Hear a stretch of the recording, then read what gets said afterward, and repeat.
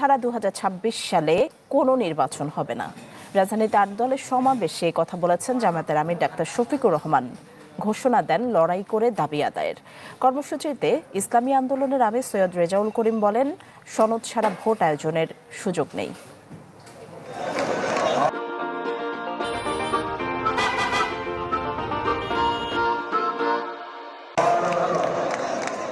মত ও পথের ভিন্নতা থাকলেও অভিন্ন উদ্দেশ্যে এক মঞ্চে ইসলামী দলগুলোর নেতারা। জুলাই সনদ বাস্তবায়ন সহ 5 দাবিতে রাজধানীর পুরানো পল্টন মোড়ে 8 দলের এই মহাসমাবেশ। আয়োজন সফল করতে সমাবেশ শুরুর আগে থেকেই দাবি দেওয়ার ব্যানার, ফেস্টুন হাতে জড়ো হতে থাকেন নেতাকর্মীরা।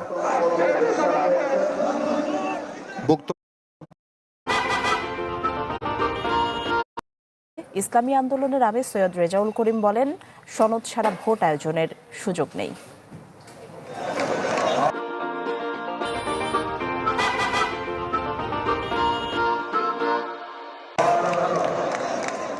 মত ও পথের ভিন্নতা থাকলেও অভিন্ন উদ্দেশ্যে এক মঞ্চে ইসলামী দলগুলোর নেতারা।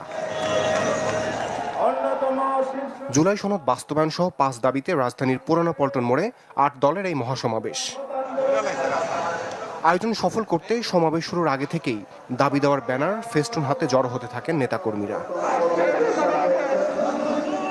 বক্তব্যে জাতীয় নির্বাচনের আগে গণভোট এবং জুলাই সনদের আইনি ভিত্তির পক্ষে যুক্তি তুলে ধরেন রাজনৈতিক দলগুলোর শীর্ষ নেতারা। তাদের অভিযোগ, পরিবর্তনের চেতনা নিয়ে ছাত্র জনতার আত্মত্যাগে গণ অভ্যুত্থান হলেও সংস্কারের বিপক্ষে দাঁড়িয়েছে বিএনপি। সমালোচনা করেন অন্তর্বর্তীকালীন সরকারেরও। যারা ফ্যাসিস্ট হওয়ার চিন্তা করছেন, যারা গণভোট নিয়ে নির্বাচনের আগে যাওয়ার ব্যাপারে তালবাহারা করছেন, আমি তাদেরকে উদ্দেশ্য করে বলতে চাই, আজকে বাংলাদেশের ছাত্র জনতা, সর্বশ্রেণীর মানুষ আজকে জুলাই ভিত্তিক আইনি সর্বপ্রথম চায়, তারপর জাতীয় নির্বাচন চায়। আমরা রক্ত দিয়েছি শাপলা চত্বরে, আমরা রক্ত দিয়েছি 2015 সালে, রক্ত দিয়েছি 2021 সালে, রক্ত দিয়েছি জুলাই বিপ্লবে। আমাদের মুখোমুখি দাঁড়াবার চেষ্টা করবেন না। জুলাই সনদের আইনি ভিত্তি ছাড়া 2026 সালে কোনো নির্বাচন হবে না বলে হুঁশিয়ারি দেন জামায়াত আমির। ঘোষণা দেন 5 দফা দাবি আদায়ে অবিচল থাকার। যারা জুলাই বিপ্লব মানবেন না, তাদের জন্য 26 সালে কোনো নির্বাচন নাই।